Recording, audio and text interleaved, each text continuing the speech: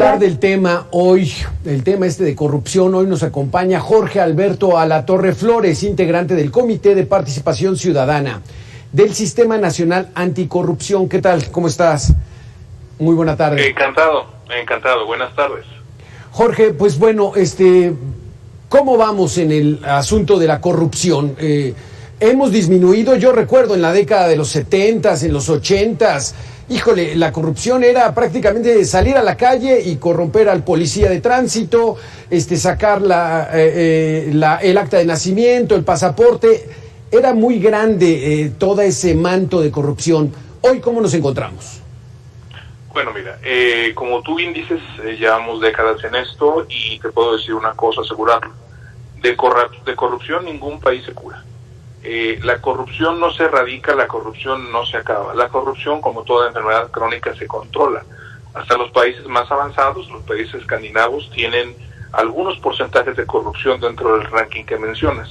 Lo importante con esta enfermedad crónica, como con todas, es que no te mate, que aprendas a controlarla y que evites que brinque a niveles en los cuales cuestiona la misma viabilidad de la nación, que es donde nos encontramos. Sí ha habido un avance en el sentido de que lo que antes se naturalizaba o se normalizaba, queda ahora bastante claro que son actividades incorrectas y hay diferentes instancias y procedimientos para poder denunciar actos de corrupción que no lo había en los años 70. Adicionalmente, desde que se creó el Sistema Nacional Anticorrupción, se han hecho modificaciones a los formatos de declaración patrimonial para tener un seguimiento más cercano de los servidores públicos. Se han incrementado los mecanismos de denuncia y además, entre las instancias que conformamos el Comité Coordinador, existe una política nacional anticorrupción con 40 prioridades. Suena muy aburrido para el espectador promedio. Sin embargo, la corrupción no se va a acabar ni fácil, ni rápido, ni barato. Requiere de esfuerzos consistentes a lo largo de un tiempo prolongado y estamos en esa ruta. Jorge Alberto, ¿la impunidad contribuye a que la corrupción siga haciendo de las suyas? Haces una pregunta muy importante. Muchas veces el control de la corrupción se confunde con el control de la impunidad. Son dos peleas paralelas y, por supuesto, la impunidad, altos porcentajes de impunidad, son un incentivo importante para que la gente incurra en estos actos de corrupción. Son luchas paralelas en las cuales, si queremos ganar esta pelea, pues tenemos que dar la batalla en ambos frentes.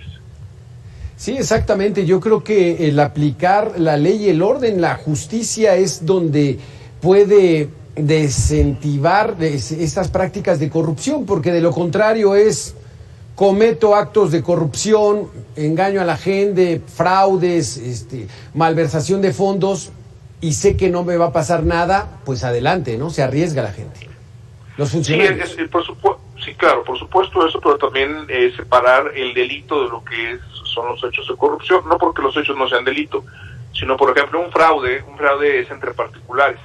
Un hecho de corrupción es una circunstancia diferente que tiene otro procedimiento para sancionarlo, y es muy importante. Por eso ambos actos, tanto el fraude como el hecho de corrupción, tienen en común que son actos deshonestos, actos que recurren al engaño, que recurren al abuso para poder sacar una ventaja inapropiada.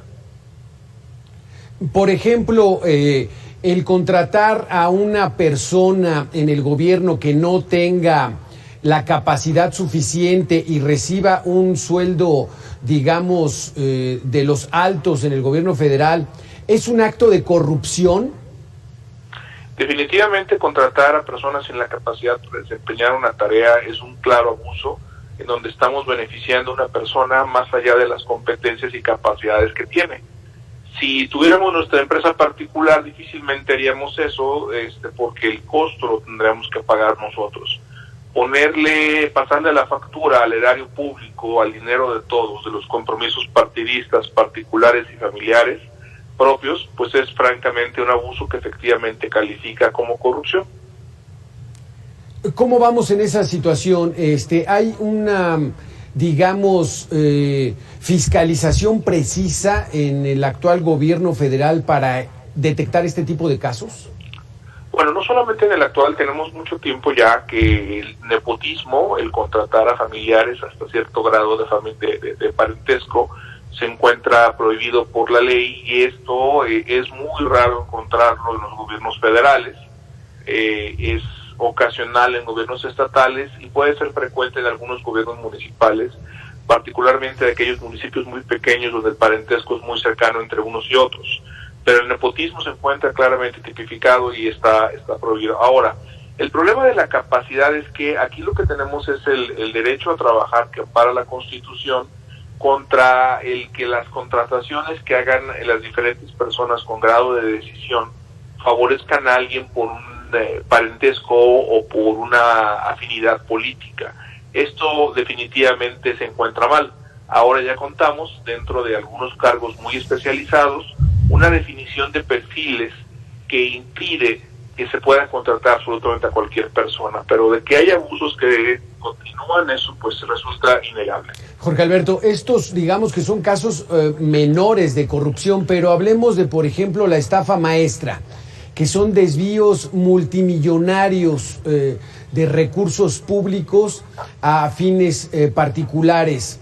¿Hay los mecanismos para poder darle seguimiento a estos casos antes de que exploten y ya el desvío sea pues casi irrecuperable? Fíjate que lo que mencionas es muy importante. La mejor vía para poder controlar la corrupción es la vía de la prevención, porque así evitamos que el abuso se materialice en un primer lugar. Debido a la estafa maestra, ocurrieron una serie de reformas que obligaron a las universidades que recibían contratos públicos a tener los mayores estándares de comprobación de los mismos y que no pudiera haber la subcontratación, que es lo que hubo en el caso de la estafa maestra. Antes de la estafa maestra, con el motivo de propiciar una mayor vinculación entre el sector público y el universitario, se daban facilidades para poder adquirir servicios de consultoría o servicios necesarios para el gobierno de parte de las universidades, y se contrataban universidades que no estaban en condiciones de poder ofrecerlo porque no tenían ni el personal ni la experiencia en la materia. Estas a su vez triangulaban el dinero y lo que lograban era simular operaciones. Desde hace ya algún tiempo, gracias a que contamos con diferentes registros del SAT, se pueden cruzar y se pueden encontrar, gracias a una simple búsqueda de transparencia, cuando las empresas son falsas, son fantasmas. Entonces, efectivamente, nos seguimos encontrando con estos hechos. Sin embargo, hay herramientas que antes no teníamos y que hemos aprendido sobre la marcha para poder limitarlos lo más posible. Jorge Alberto, la gran herramienta que tenemos ahorita es el IFAI, es este Instituto de Transparencia que nos permite a toda la sociedad, a todos los ciudadanos, pedir información pública. Mira, la información es esencial porque la opacidad favorece los hechos de corrupción. Lo primero que buscan aquellas personas que van a cometer un acto es que nadie se dé cuenta. Lo segundo que buscan es que no se les enjuicie.